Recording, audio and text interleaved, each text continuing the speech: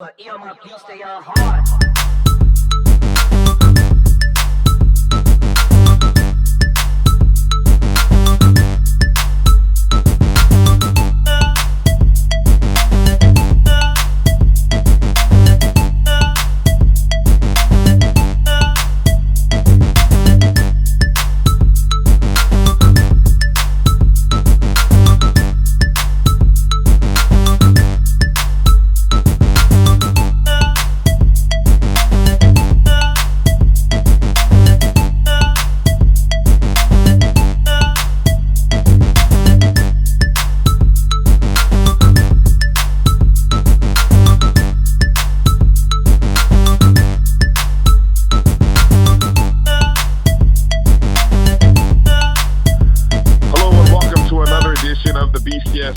SportsWrap.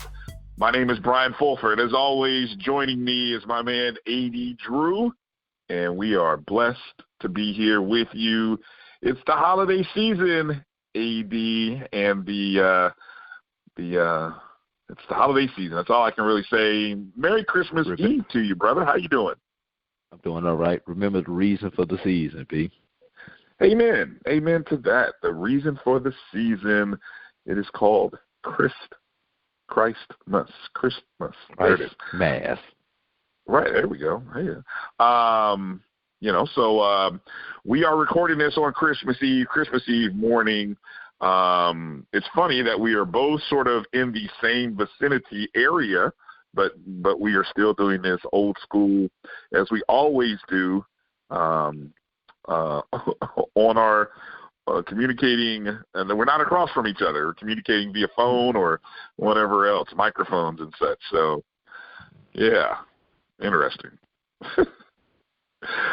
Want to remind everyone, if you're interacting with us, take a look, visit our website, www.mybcsn.net.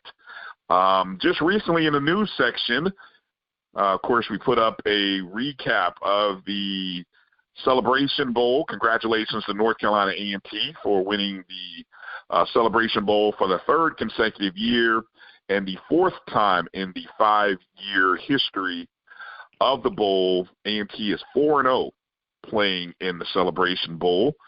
Also put up. These be called the A&T Bowls because they've played in 4 of the 5 Celebration Bowls. Yeah, let's not do that. We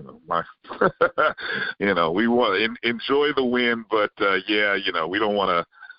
Hopefully one day soon somebody else will find a way to win this, representing the. How about the North Carolina Bowl? Because the only other team out of the BAC to play in the Celebration Bowl was from North Carolina. Was from North Carolina, right? Central. North Carolina Central. Yeah. And that was the year Grambling beat Central. I think the score was 10-9. In that game.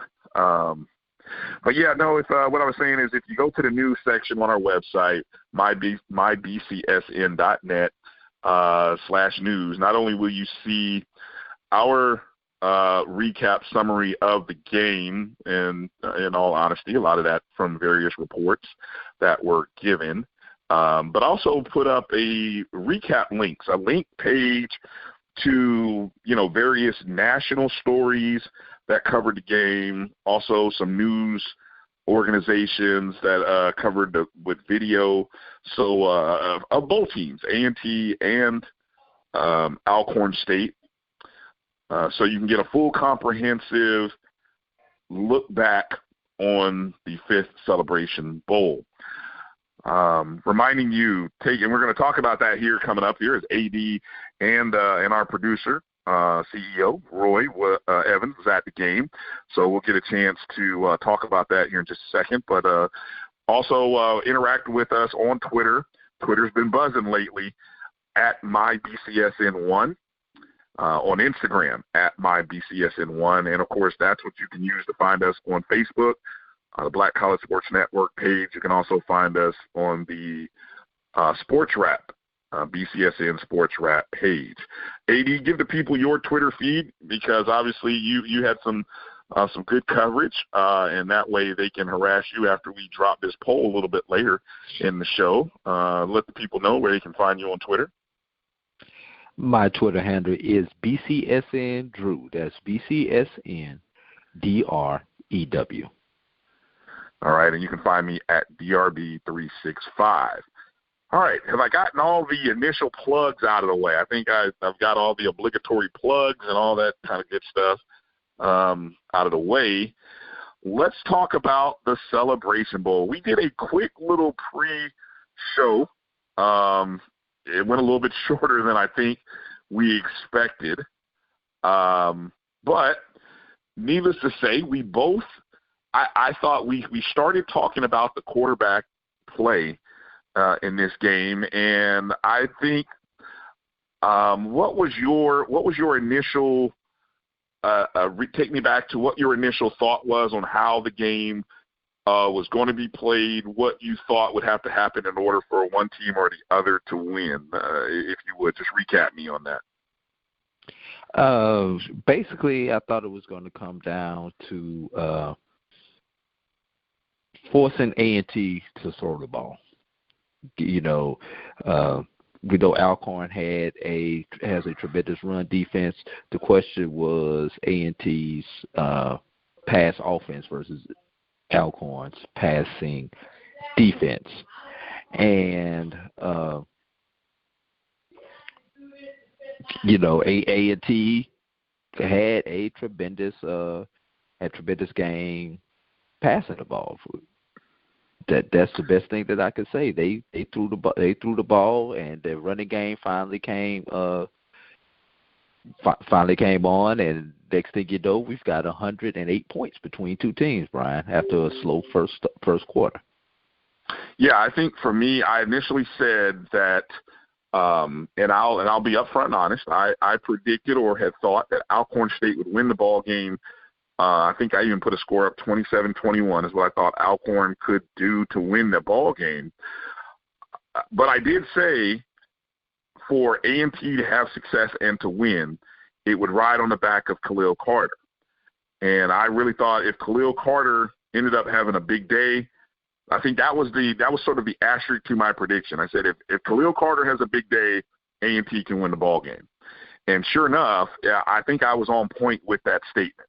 As Khalil Carter, what a great story, what a great finish to his career. He fifth-year senior, grad senior. He missed last year the Celebration Bowl because of an injury or a car accident that happened during Thanksgiving break. So he was unable to play, but he did. He was a part of the team and participated in the other two appearances. So he was the backup for Lamar Raynard over the last 4 years. And so this being his first starting year, he goes out, as you mentioned, AD, 108 combined points.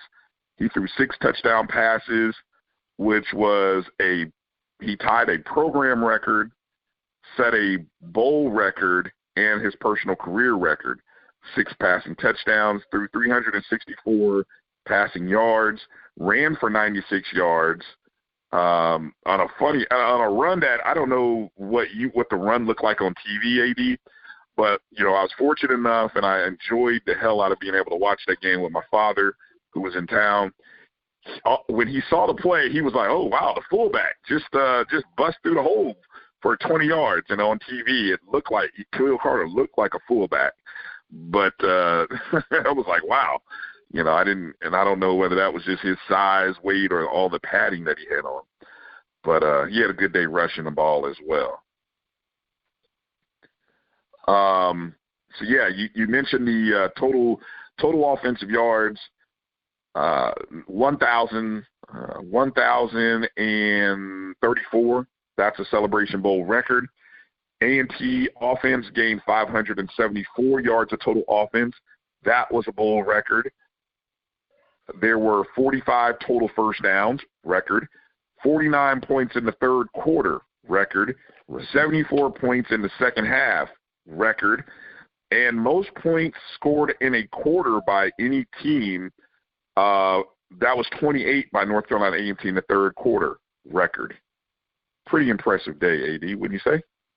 I would agree with you on that one, Brian. It was, when you were there in person, let's be honest. It was a pretty ho-hum first quarter, Brian. There's no other way to say it. You had maybe 75 total yards of offense between the two teams, and only 3 points were on the board at that point in time.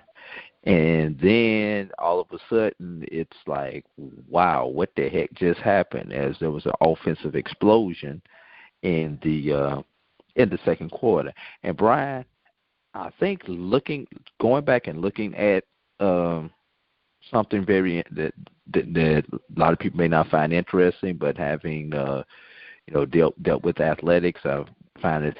I don't think these teams were in their normal routine, Brian.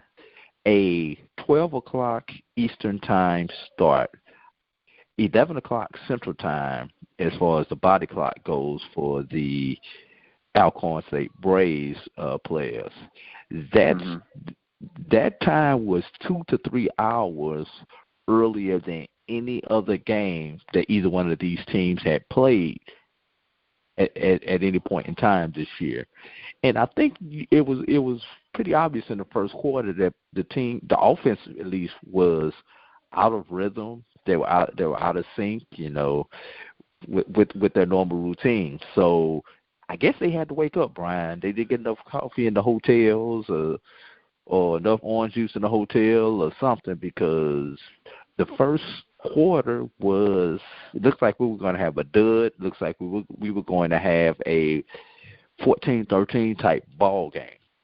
And then quarter happened. Best thing that I could say about that, Brian.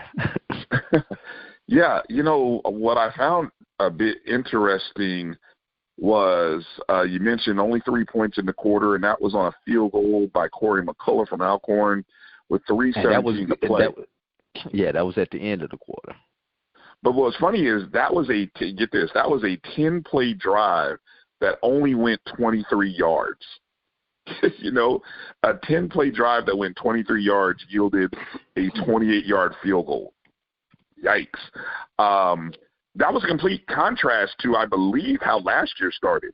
I mean, in the first quarter, didn't A&T jump out to maybe a 10-0 or 7-0 lead on a couple of touchdown passes? They jumped on Alcorn early last year, if I recall.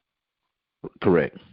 Yeah, and then Alcorn basically come back, and then A&T wound up winning the ball game. Close it out, right. It was like, and so my initial thought as I'm watching, I'm thinking, okay, these are two top-scoring defenses. I think neither team allowed more than 20 points per game, scoring-wise, scoring defense. So that was sort of what you thought you were going to see. And then all of a sudden, the track meet broke out in the third quarter. And honestly, I think it actually started late in the second quarter because, and when you moved to the second quarter, you did have A&T score on a 53-yard pass. And it was the nature of the first two passes by Khalil Carter to Elijah Bell and then to Zachary Lewis. I think that was the first little tip-off that, something's going on with Alcorn State secondary. They may be in trouble because Elijah Bell catches a 53-yard pass from Carter, and then Zach Leslie a 59-yard pass from Carter. And I mean, they were just thrown perfectly. The receiver had a 2 to 4 yard lead on the DB. I mean, it was pretty bad early on. And late in the second half, A&T had scores from Zach Leslie with 7:55 to play. Then Noel Ruiz scored a field goal to make it 17-10. And I think the sort of the backbreaker was the last drive by A&T, where they went 8 plays, 64 yards, in 2 minutes and 54 seconds. Khalil Carter throws his third touchdown pass, this time to Corey Banks, a 4-yard pass with 41 seconds left.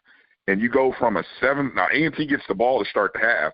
So you go from a 7-point game to a 14-point game and then you give over the ball to A&T to start the quarter. I thought that last score, prophetically, that last score would actually be the score I think that hurt Alcorn the most. If that's hard to believe, would you say that? I think it was, and then the fact that A&T had the ball coming out in the second half.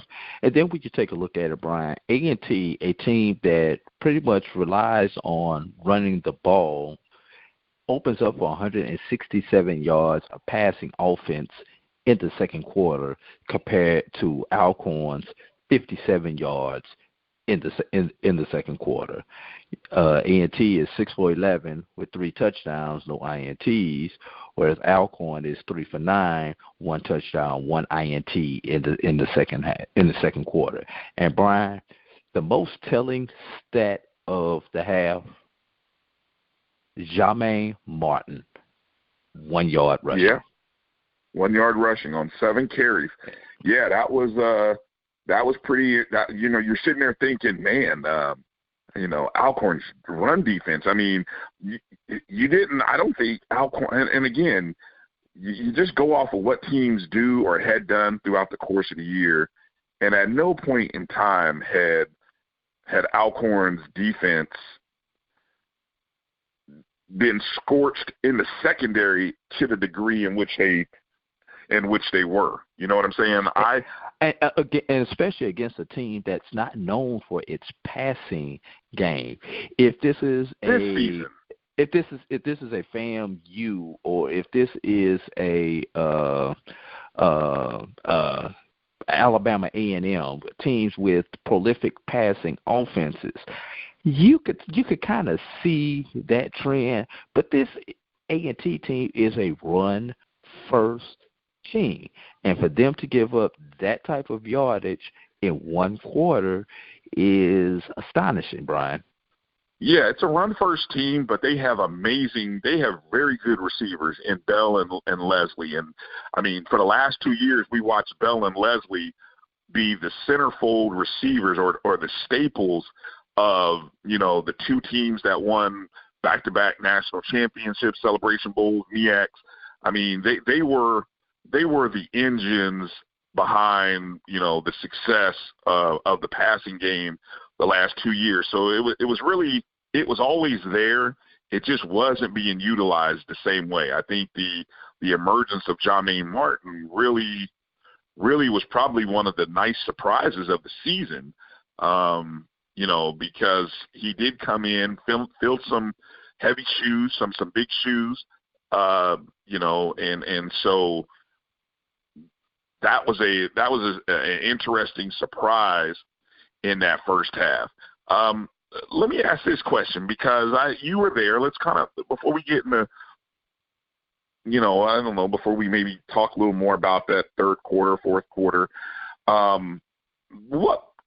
take me through some of the observations that you had of, the pregame, the walk up to the stadium.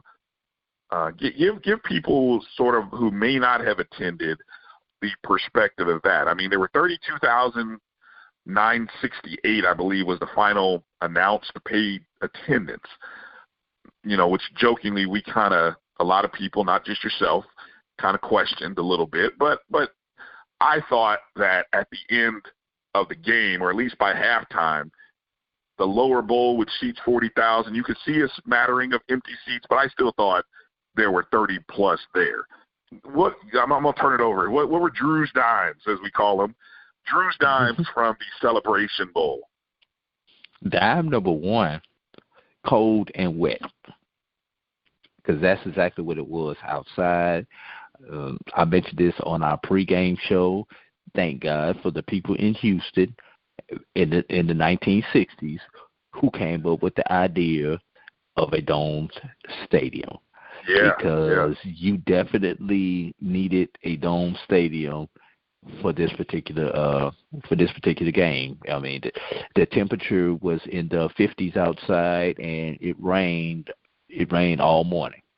So it was cold and wet for that time of the year. But that's a typical day in Atlanta, in Georgia. what more can you say?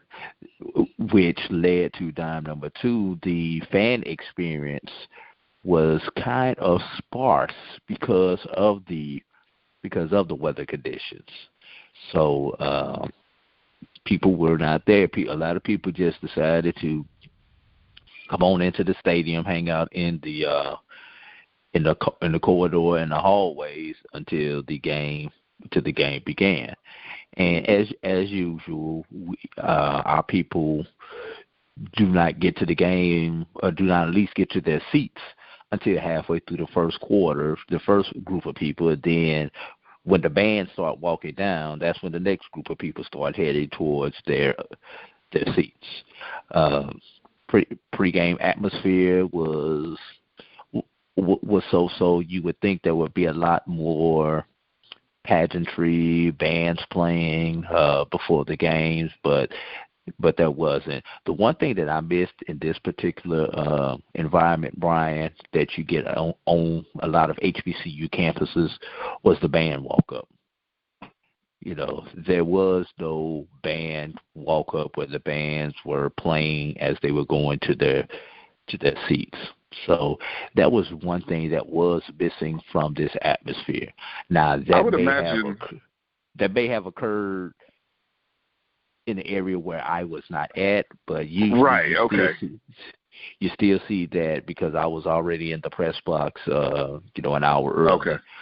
But that's just the one thing that I missed. I'm not saying it didn't happen. I just missed that atmosphere, the bands walking up and the bands semi-battling each other before the games. So, in addition to that, you had various awards and ceremonies during the timeouts. Obviously, you didn't see those because you were watching the game on TV, but, with the Hall of Fame class and the Player of the Year and just the different things, and of course the scholarships that they give out and the money from this group and that group that were honored during the television commercials. And I can't remember if this was first half or second half, Bryan, but there was one particular play where they went to a commercial break, thinking that the ball had been turned over. Something happened where they should have gone to a break, but they didn't need to go to a break. But because the game being on ABC had already broken, they had to come back like there was a time. No, they thought somebody had called a timeout. That's what it was, but it was an official's timeout so that they could correct something. But they went to a commercial break, so it kind of interrupted the flow of the game when they went to that commercial break, because it was not a natural break. And then the teams came back out, and then the person there with the clock saying how long we're on break came out onto the field. So the teams had to go. The teams wound up actually going to the sideline and actually got a free timeout each. As they were able to make some adjustments at that point in time. And it was something you would not have picked up on while you were watching the game. You had to be there for it. But as far as the atmosphere and the pageantry, in my straw poll, that means me looking out the window and looking at colors. Okay. I think I saw more. Amazingly, I think I saw more purple and gold than I saw blue and gold at the game. Two tough colors in a dome, AD. Purple and blue. Purple and gold, blue and gold. You sure about that now? I'm pretty sure I saw more purple and gold than I saw blue and gold as far as the fan split. I really thought A&T would outnumber the people significantly from Mississippi, but the Mississippi crowd showed up in good numbers, surprisingly, and that's really kind of amazing when you consider the fact that A&T had 4 weeks to get their tickets and make their travel arrangements versus Alcorn, who only had 2 weeks to make their travel arrangements. Less than 2, really. That's one of the things that people always debate about.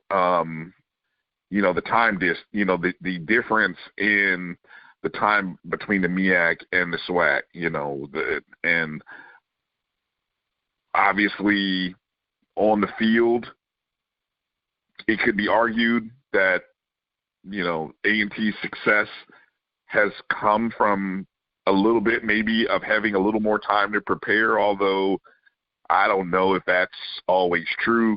I think sometimes having too much time can be a bad thing, or something could happen in that time frame. I know the one thing it does do, and I heard Sam Washington talk about this, it gives you that extra 2 weeks of practicing, maybe 3 weeks, depending upon how you set your calendar up, where you get that 2 to 3 weeks of extra practice time, which is a good thing for especially your younger guys. The more reps. A&T players get to go home for Thanksgiving. Yeah. Well, I'm sure Alcorn had some sort of plan in place between the end of their regular season and the SWAC championship game. Right, but they can take an extended break versus a Alcorn who 2 or 3 days was getting ready for the SWAC championship game. Correct. Right. Yeah. Exactly. Yeah. Good point. Because I think the last game of the regular season for Alcorn State was a Jackson State game on November 23rd. Then they had an off week, which was Thanksgiving week, and then they had the SWAC championship game. So, technically there was time, but I get your overall point. Any other observations that you had from the Celebration Bowl? How was the food in the media press box area? How would you rate it? You definitely knew you were in the NFL stadium when you were in the press box. Right. Definitely knew you were in an NFL stadium. That means the food was pretty good, huh? Food was pretty good. The amenities was pretty good. One thing you just brought up, though, Bryan, you said something about having too much time.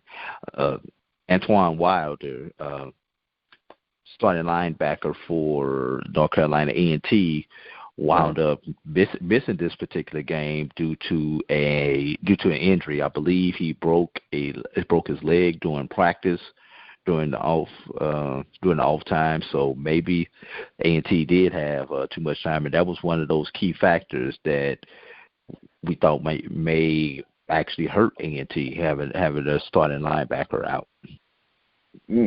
Okay. All right. So moving forward, of course, we already mentioned the third quarter, 49 points. Obviously the second quarter, you had A&T score 24 points in the second quarter. 24-7 was the second quarter, and then everything just broke out in the third quarter. Started with the first play, Jermaine Martin on the very first play. I don't think there were a lot of people. I hope you weren't caught in the bathroom or at the concession stand after the bands got done playing, because if you were, you missed it. And right, if you turned to television, go ahead. Go ahead. What you're saying. Go ahead. Your point.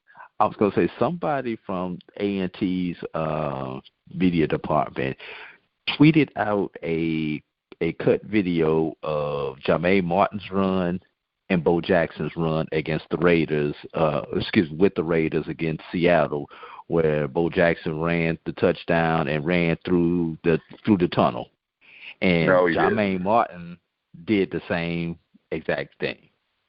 After he scored, he kept running into the tunnel before he finally stopped. Really? I thought that was an interesting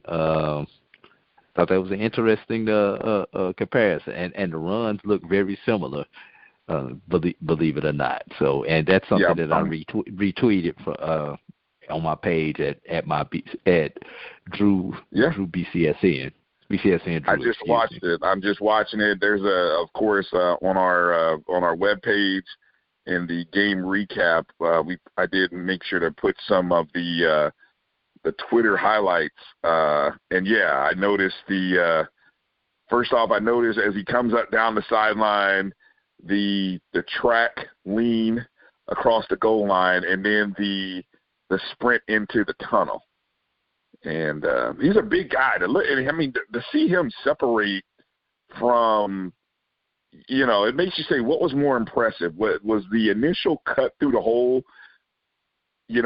more impressive than the breakaway speed of running away from two Alcorn defenders? I mean, you got a safety who just took a bad angle, and then I think he thought he was going to catch him, and then there was another guy, a poor guy, who was in pursuit from almost about 5 yards off the line of scrimmage, and he just never caught up. It was like, yeah. I tell you what was not impressive was Alcorn's defense on that play. And honestly, Bryan, I think after halftime, both defenses went and sat up with the band. Yeah. Well, what I watched on that first play from Martin, they had, let's see, 1, 2, 3 linebackers. I mean, they were really they outnumbered A&T on that. They outnumbered them 4-2, maybe 4-3. Yeah, at one point you've got 4. It was 4-3. He should have been tackled 3 yards off the line of scrimmage. Some great blocking and a great cut, and then just poor tackling. It just next minute he's gone. I mean, that's why he is the FCS leader in yards per carry. 7.81, I think, is what he came into that game as. Just ridiculous. Yeah, so that was a pretty impressive run. And then and for a guy who ended up with 110 yards on 15 carries, I think it was, he ends up with 110 yards, scores 2 touchdowns. Just imagine, you come from 1 yard in the first half. 75 on one play. Yeah, 75 on one play. But he'd been doing that all season. So that's the big play ability that Martin has, and that's why he has put up 1,400 yards this season. Obviously, it's an impressive highlight reel, especially what some of the receivers did to the DBs. A&T receivers did to the DBs. I mean, you definitely will burn the tape. Any of those returning DBs for Alcorn State, you're just going to burn that tape and not even take a look at what happened because there's no point. And Bryan, yeah, Bryan, speaking of what the receivers did to the DBs, very rarely have I seen a defensive back's ankles broken on the gridiron, like I saw on that one touchdown play. On where now? You know how you break ankles on the basketball court? Sure. Yeah.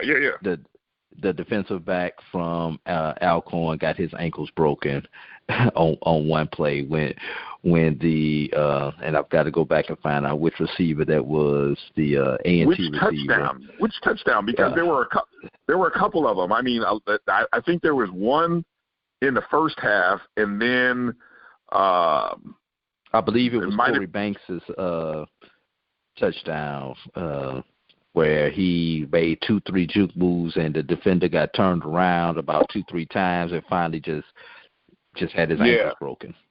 Yeah, I'm just looking at that. I believe it was the Corey sixth Banks. touchdown pass by Carter. That was the sixth one by Carter at the end of the third quarter. Yes.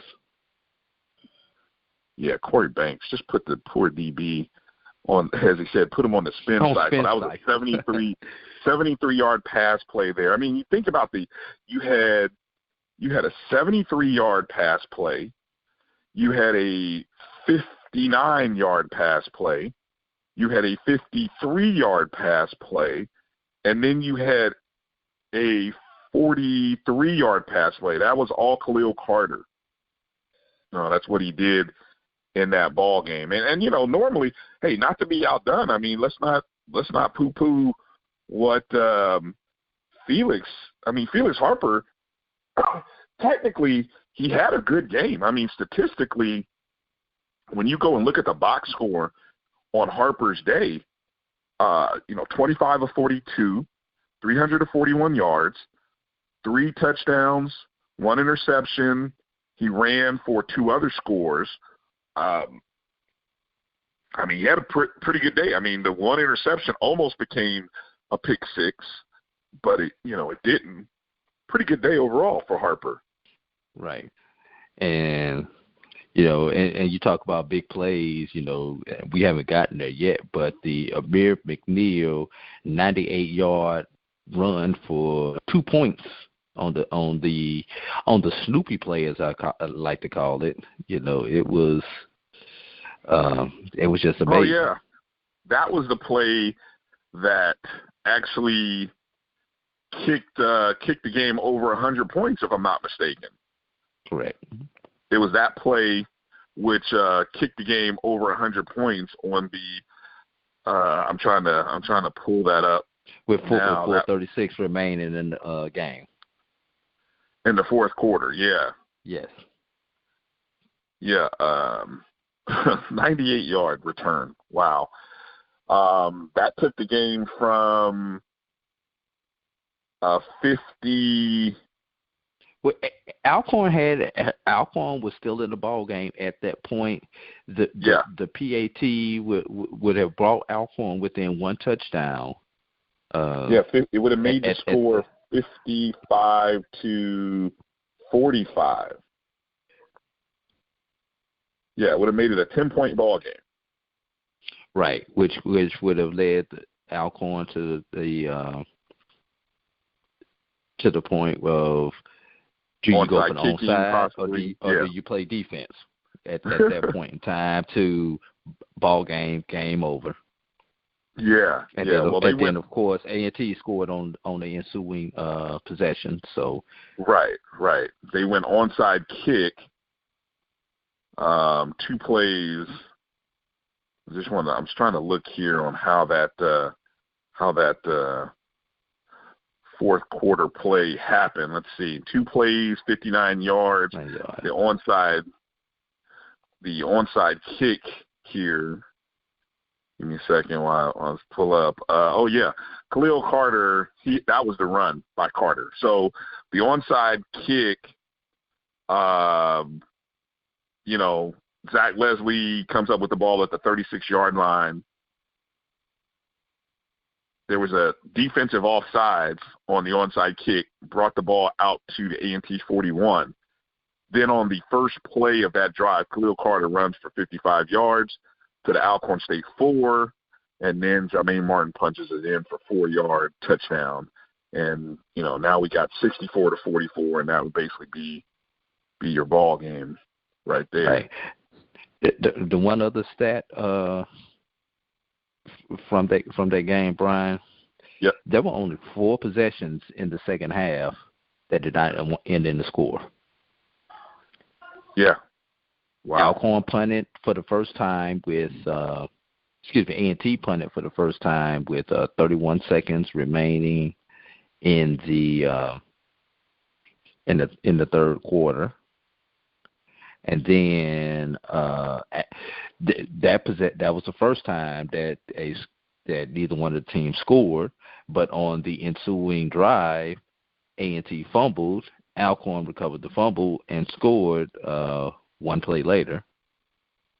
And then A&T punted again in the later on in the quarter. And, of course, you had the last drive. Alcorn punted later on in the quarter. Then you had, of course, the last drive where the clock ran out. Yep, pretty impressive stuff. I'm just kind of scroll through if there are any other. I'm just looking here. A&T total rushing yards 210 to 119. Penalties a pretty decent low penalty game. A&T 6 penalties, 50 yards. Alcorn State 7 penalties, 53 yards. A&T actually turned the ball over 2 times and they were both fumbles that they lost. Alcorn only had the 1 interception. Time of possession is about even, 30 minutes, 24 seconds for A&T, 29:36 for Alcorn.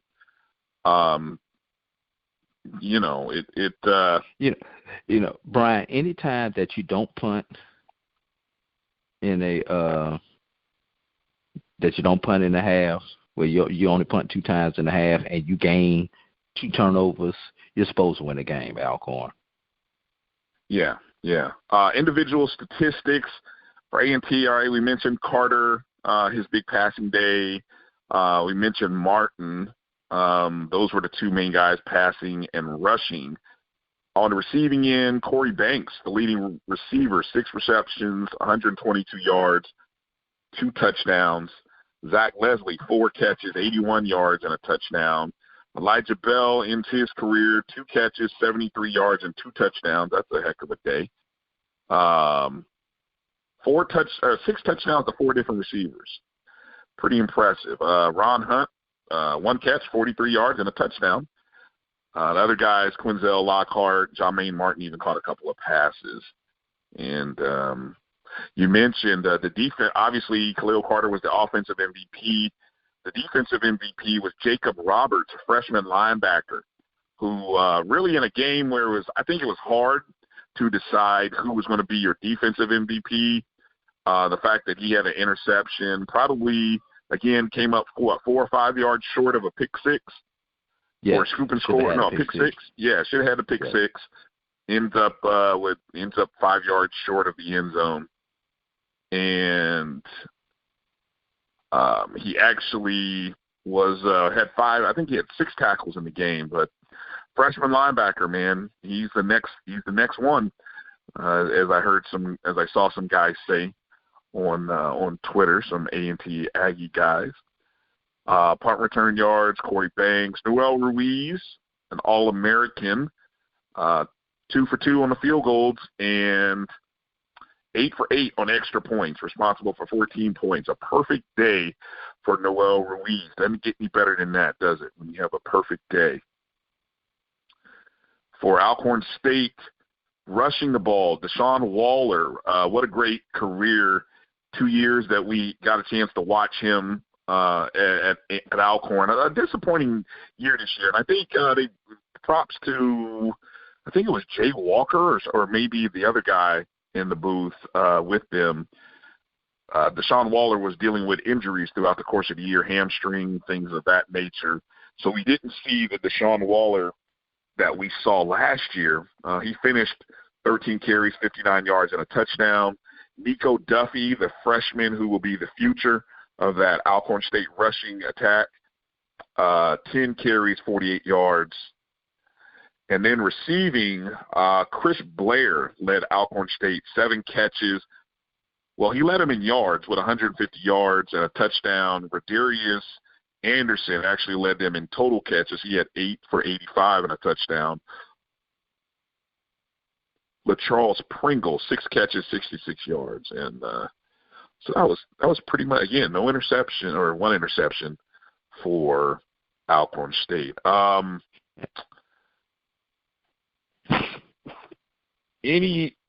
don't want to spend too much time on it, but Alcorn State 0-3. Yeah, 0-3, is that right? Or 0-4? 0-3. 0-3. Yeah, 0-3 in the Celebration Bowl. By far actually they offensively outperformed the previous 2 appearances in terms of total points, but defensively, obviously the other 2 times were closer scores. Yeah, it was, they lost 41-34 the first time to A&T in the first year.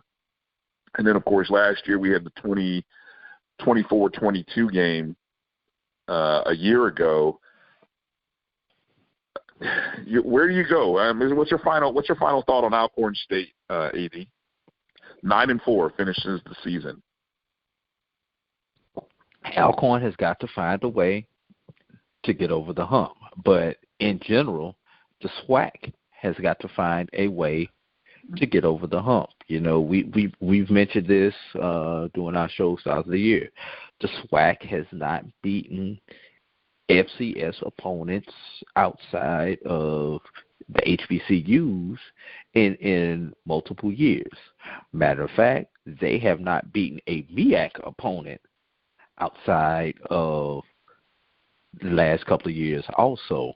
And the only other HBCU that a SWAC team plays is the Tennessee State-Jackson State rivalry. So the SWAC has got to find a way to beat level level competition and better that is not in their conference. Once the SWAC teams figure that out, we may actually get a competitive Celebration Bowl. The MEAC goes out, the MEAC plays other FCS opponents outside of the traditional HBCUs, and they win some of those games. The better programs in the MEAC win those games. The better programs in the SWAC are not winning those games. Go ahead, Bryan. Yeah, no. I saw an interesting post on Twitter about that very thing as to why the SWAC seems to be having trouble. Somebody brought up the fact that the junior college football being played in Texas, Louisiana, Mississippi. Maybe not Louisiana. I think it's more like Mississippi and Texas. But you have a lot of quality players who are choosing to go JUCO than choosing to go play in the SWAC or play at SWAC schools. I don't know how that affects recruiting. Some of those JUCOs have better facilities than our SWAC schools, Bryan. Probably. I don't know. I haven't done it. So why wouldn't an athlete go do his 2 years at a place where he's got better facilities and maybe a better opportunity to get to a FCS program? Yeah, an FBS program, or an upper level FCS program. Yeah, it is interesting. I think also what somebody brought up was that you have SIAC schools in Alabama that are now playing. You always had Tuskegee there, but now you've got Miles there, you've got Benedict, and those Miles and Benedict's facilities are pretty good too. So you may be losing ground to guys in Alabama or Tennessee, or you know what I'm saying. You're losing out. The recruiting battle is a tough game to try to get guys. And speaking of Alabama, how many teams within the state of Alabama have jump levels? I think of Jacksonville State having jump level. I think of Sanford having jump levels, and I think of Troy having jump levels. I think of UAB having restarted their program.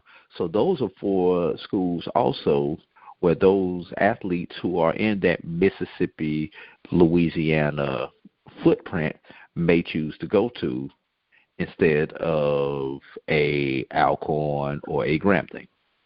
One of the things that I think is going to have to start happening, it may be happening at some schools, so I don't want to say it's not, but probably some of these schools are going to have to get with, whether it be their marketing department within the university, or maybe start thinking about outside help in how they promote the experience. Because I think you have to be able to promote the experience to young kids who have a lot of people coming after them. We know there's talent in the South. So there are a lot of schools. It is a dog. You got people from the West, the Midwest, the Northeast. They're all coming into the South after kids. So, what's going to separate your school? And unfortunately, you don't have entertainers or the entertainment industry promoting HBCUs like you had when we were in college. So that's gone. That's not there. I'm not saying it's gone, but it's not as prevalent as it used to be. A lot of entertainers during our generation actually went to HBCUs, whether they finished their career, they started, their degree or not. They stepped foot on HBCU campuses. You had actors, actresses, rappers, singers who attended HBCUs. We'll take our university. Common was on campus at FAMU. He left before you got there, Bryan, but Common was there while I was there at FAMU in the School of Business and in industry. You had second generation people like Denzel Washington Jr. went to a Morehouse. You have all of these people who've gone to these universities and have, put back into their universities. The one thing I will say about our HBCUs, SIAC, and SWAC tend to lead their respective divisions in attendance. There's got to be a way where they market that, hey, if you want to play in front of fans, come to one of our SWAC schools. You're going to play in front of fans. The problem with the HBCU experience 9 times out of 10 is you don't play in front of those fans at home. Those are our classic / neutral site games. Southern Grambling, great game, but it's not on campus. It's in a neutral site in the Superdome. Magic City Classic, great game for Alabama A&M and Alabama State, but it's a neutral site game. Tuskegee Morehouse, great game. It's a neutral site game. Really, one of the few games that tends to be a good on-campus game, and it's an every other year game, is Tennessee State and Jackson State. Yeah. Well, yeah. I think the fan experience is in being able to showcase what a game day is like. I think that's where I was going to go with what I was saying and how you market them. Alcorn. So, go ahead. One last point. Go ahead. Go ahead. No, I was going to give one last point on the game, but finish your thought on the. No. I was just gonna. If we were done talking about, I thought I was gonna ask you something about Alcorn State, but I will save it for another conversation because I want to keep it moving. Yeah. What's your last? You got a final thought about the game? Yeah, one last thought on the game. Shame on you, ESPN, for breaking up the team of Tiffany and Jay Walker for this particular game and sending Tiffany down to the sidelines. Yeah, she spent all season covering in the booth doing play-by-play for the HBCU game of the week on ESPN, whichever platform it was on, be it the U or be it on 3. And then for the most important HBCU game of the season, she becomes a sideline reporter. Yeah, I tweeted something about that as well. I believe it's Mark Jones. Was it Mark Jones and Dustin Dvorak or something came on with Jay, and all respect to Mark Jones. I mean, he's a good play-by-play guy. He just he hadn't been there all season, and I don't know his background. And I mean, hey, Dustin, the fair-skinned guy who was in the booth, to add a little balance, I guess. He did a good job, I mean, because look, at the end of the day, it's football.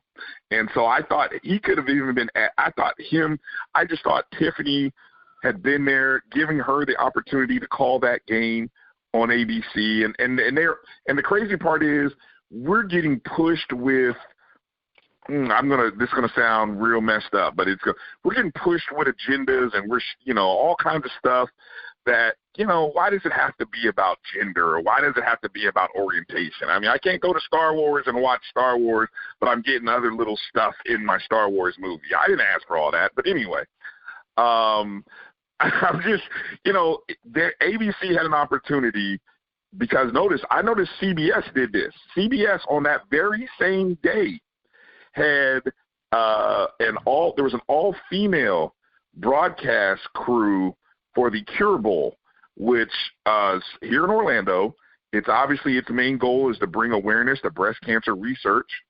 And even though on the main television, the CBS Sports Network, but there was a radio play-by-play of the game, and it was an all-female. An all-female or all-women. I don't even know the right. I saw a debate even about that. All-female versus all-women. I don't know. But anyway, they were calling the games, and they went from their broadcast into the main television broadcast.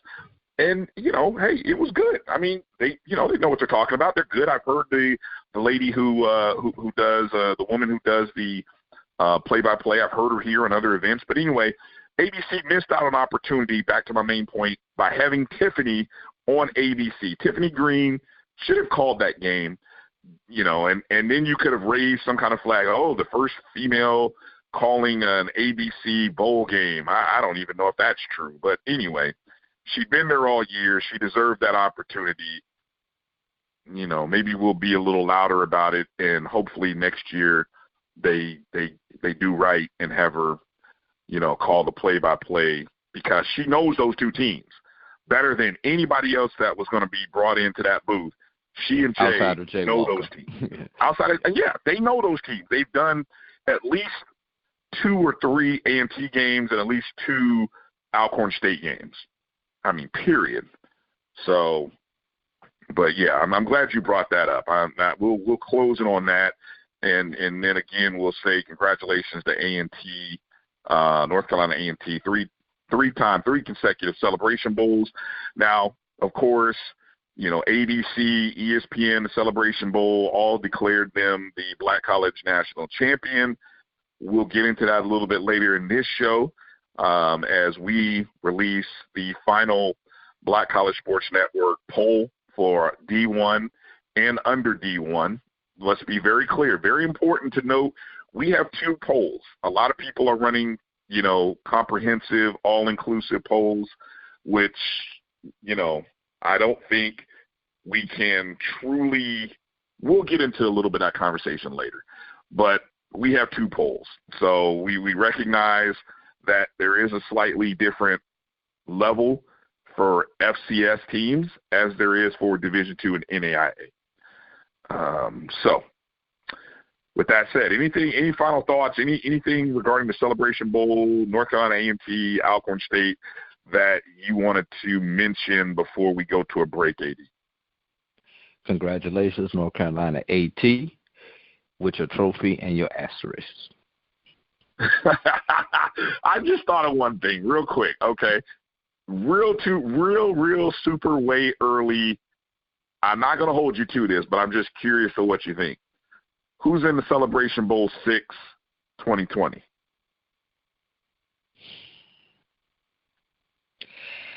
Wow, the early first team that come to mind. After what we've seen this year, first team that come to mind.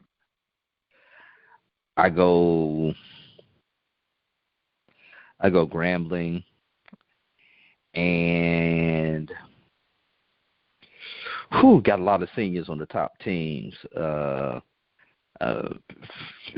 to sound like a homer, but outside of the quarterback, FAMU's total offense is coming back. FAMU has to improve on defense, but I think FAMU has the best situation returning out of any other teams in the MEAC.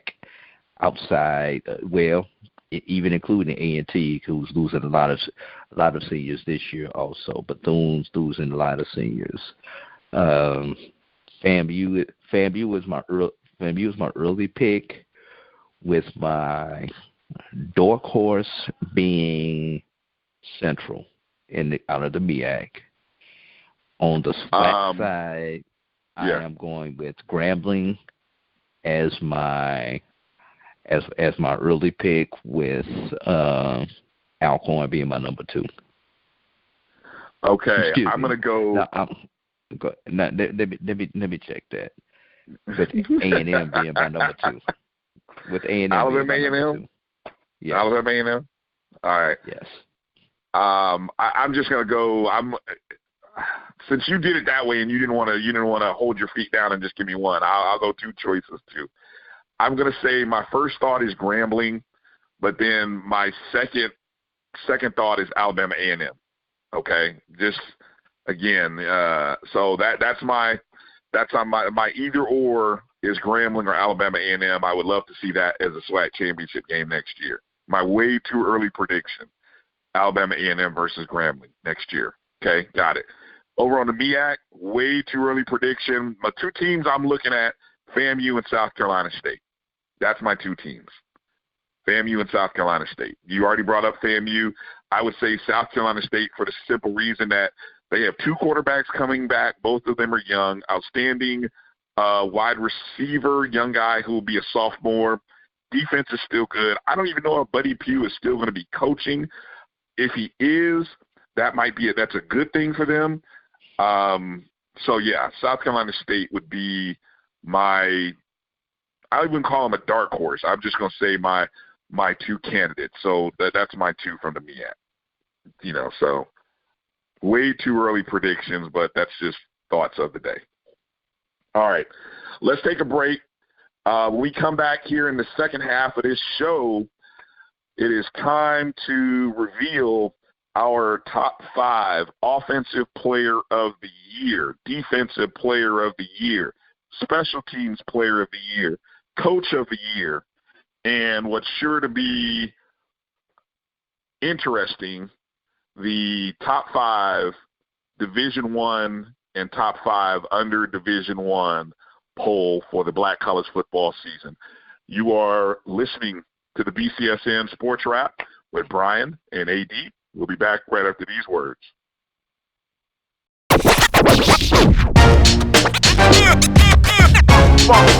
It's like a loop machine.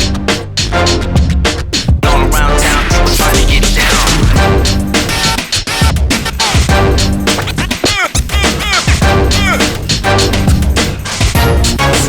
It's like a loop machine.